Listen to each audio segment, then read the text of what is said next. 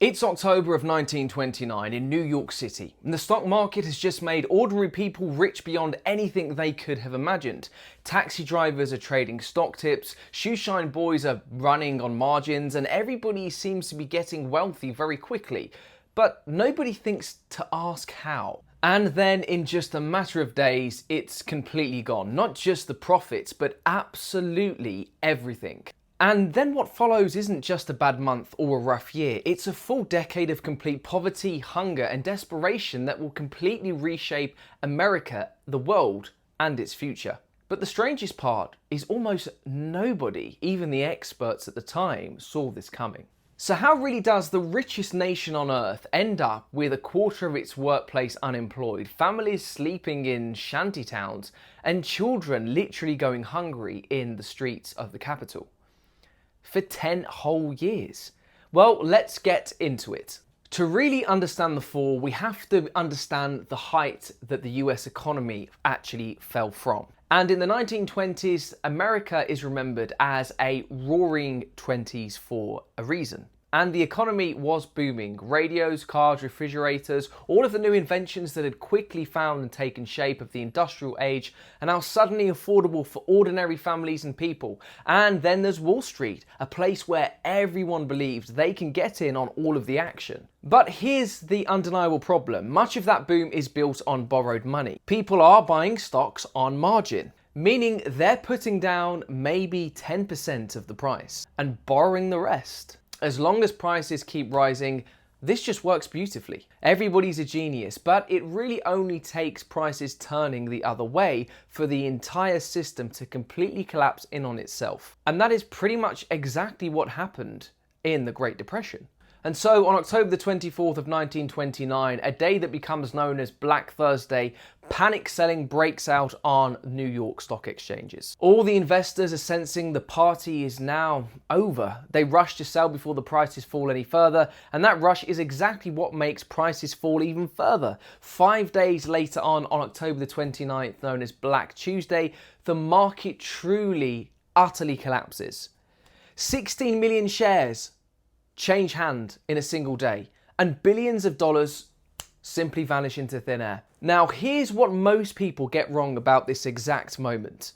The crash itself did not cause the Great Depression like many people think. Markets crash, they recover. What turned a bad week on Wall Street into a decade-long catastrophe was absolutely everything that happened next, and almost all of it made things worse. Now, the first mistake here was, of course, the financial institutions, the banks, and in 1929 there's no deposit insurance. If your bank fails your savings, simply disaster with it. And as people grow nervous, they start pulling their money out, not because the economy demanded it to, but because fear itself drove people to do so.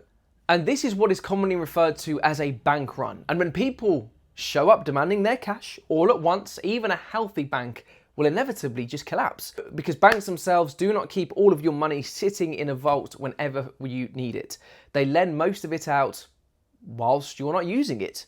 And between 1930 and 1933, over 9,000 banks fail in the United States. 9,000. Every single one of those failures wipes out life savings for ordinary families and ordinary people who literally did nothing wrong, except trust the wrong institution at the wrong time. And then there's a second mistake.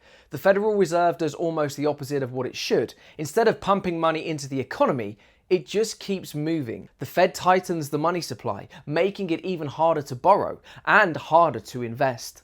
Also harder to recover.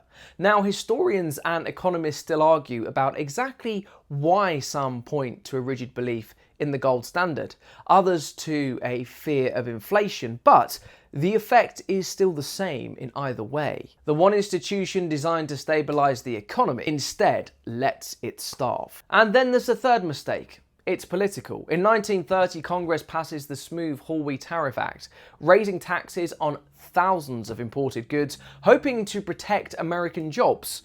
Other countries retaliate with their own tariffs. International trade completely collapses, and American farmers and manufacturers who relied on selling goods abroad, unfortunately, suddenly found themselves with nowhere to sell their products. A domestic banking crisis now becomes a global trade war. And when you put those three mistakes together, collapsing banks, shrinking money supply, and a trade war to top it all off, you get economy in freefall with almost nothing at all there to stop it. And so, inevitably, by 1933, the unemployment rate in the United States hits nearly 25%.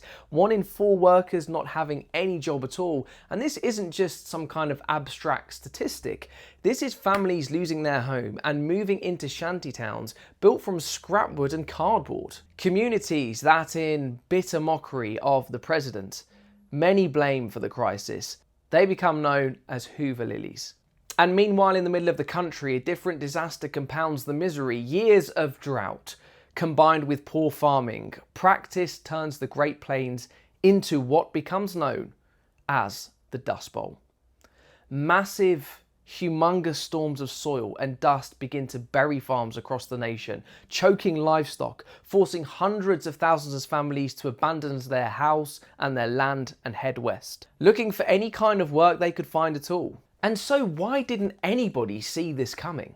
Well, partially it really is an overconfidence issue here, because the 1920s convinced an entire generation that markets only ever go up. Regulation is minimal, there's no real oversight, pretending reckless speculation, and frankly speaking, the people making most of the money decisions from the bubble above have the least incentive to question it. And on top of that, who's there to stop them? Pretty much nobody. But it's also a failure here of imagination. Nobody in a position of power had really lived through anything like this prior or before in history. The tools that might have prevented the worst of it from happening, deposit insurance, active central bank intervention, and coordinated international trade policy, simply didn't exist at the time yet. And they would only actually be built in response to this exact disaster. Which then brings us to how the story ends. In 1933, Franklin Delano Roosevelt takes office and immediately begins the process of what becomes known as the New Deal, a sweeping set of progressional, intense changes to bring people back into the workplace, ensure bank deposits run smooth like the ones we described, and to rebuild public trust in the financial ecosystem. And it doesn't fix everything overnight, and economists still debate how much it truly accelerated the recovery period. But it does stop the bleeding. The full recovery though, the one that finally brings unemployment back down and gets the economy roaring again, well, that doesn't really arrive. And it doesn't really arrive until the breakout of the Second World War. This was a time when massive government spending on wartime production puts millions of Americans' citizens back into daily work, almost practically instantaneously and overnight. And it's a sobering thought. It takes a global war to fully undo the damage of the stock market. A decade prior? So what really is the bigger picture and the bigger lesson here? As the Great Depression wasn't caused by one crash on an October morning, it was caused by an economy that really had no safety net, run by institutions that responded to a crisis literally by making it worse, at a moment when nobody in actual power had the tools or imagination to step in and stop it in time. And maybe that is the real lesson of the story today. Every time we hear about a market turndown, a banking scare, or a trade dispute, we're really watching the same question play out again. Will the people in charge learn from the past crises, or simply just repeat it? If you enjoyed this video, please make sure you let me know in the comments, and make sure you subscribe for more videos coming soon.